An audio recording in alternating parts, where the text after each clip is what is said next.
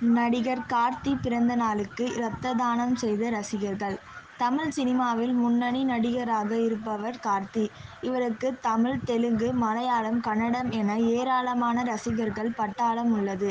இவர்கள் வெறும் ரசிகர்கள் மட்டுமில்லாமல் மாவட்டம் தோறும் பொது மக்களுக்கு பல நல்ல காரியங்களை செய்பவர்களாகவும் இருக்கிறார்கள். இன்று மே 25ஆம் தேதி நடிகர் கார்த்தி தனது 47வது பிறந்த நாளை கொண்டாடினார். இவரது பிறந்த நாளை முன்னிட்டு சென்னை ராஜீவ்காந்தி அரசு பொது மருத்துவமனையில் நடந்த ரத்த தான முகாமில் சுமார் 150 பேர் ரத்த தானம் செய்தார்கள். மேலும் எழும்பூர் குழந்தைகள் மருத்துவமனையில் இன்று பிறந்த 100 குழந்தைகளுக்கு உடை மற்றும் தாய்மார்களுக்கு பரிசு பெட்டகம் கொடுத்து இருக்கிறார்.